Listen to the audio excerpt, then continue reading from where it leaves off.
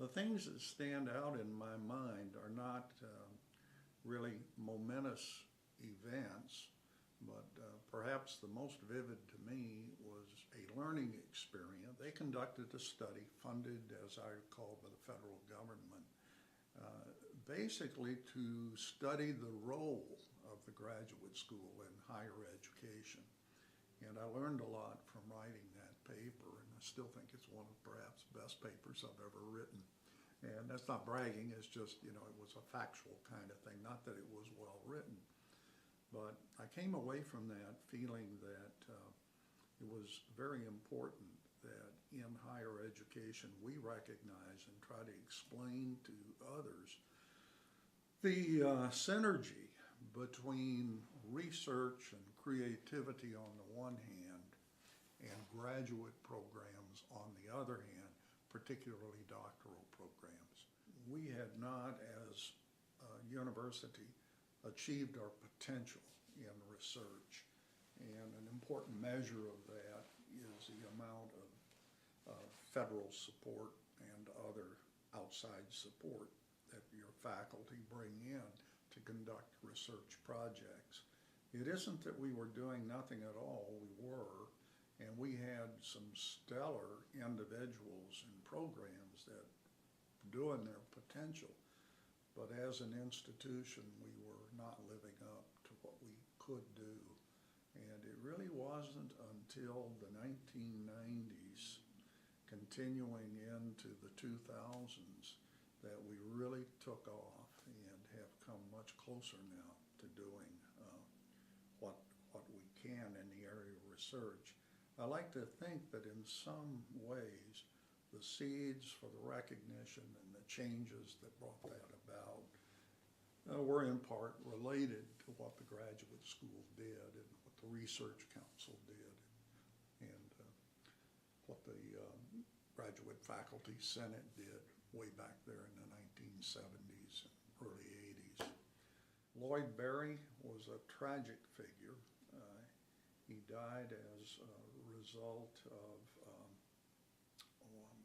forgetting the medical name, blood vessel burst in his brain, and he was on his way down the steps. He was, his discipline was English. He was super bright, very articulate, and had great potential. And the tragedy was he was hampered by ill health in his last couple of years here, and his life was cut short.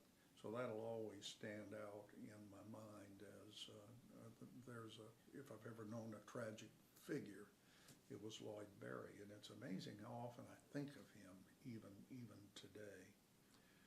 The other person that comes to mind died within the past couple of years, maybe the past year. His name was Andy Miner, well known here in Columbia on this campus.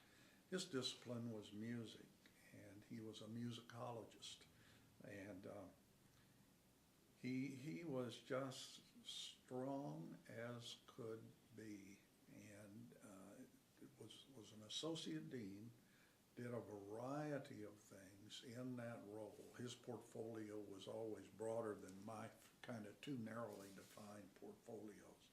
I think clearly second in charge, whoever the dean was. And while I was interim dean, I wasn't sure whether it was Andy or me, and I say that out of respect for what Andy's contribution was. Then I've been very, very impressed with what key staff people bring to this institution. Long hours, hard work, devotion, far beyond that which they're paid for. That's just, there's no other way to put it. And within the graduate school, two or three stand out. Perhaps the stalwart in the group was Fran Malloy. And Fran's retired now, but still around. You talk about someone you could talk to that knows all the people, all the history. Fran Malloy, and she's still here in Columbia. She worked closely with another person by the name of Vic Sturgis, but I think Vic would join me in saying Fran was the key. And then I had someone that really supported me wonderfully well when I was interim dean.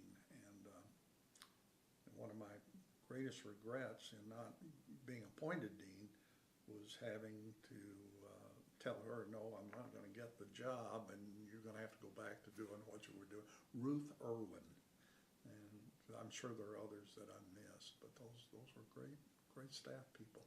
They did a lot to keep that thing working and moving.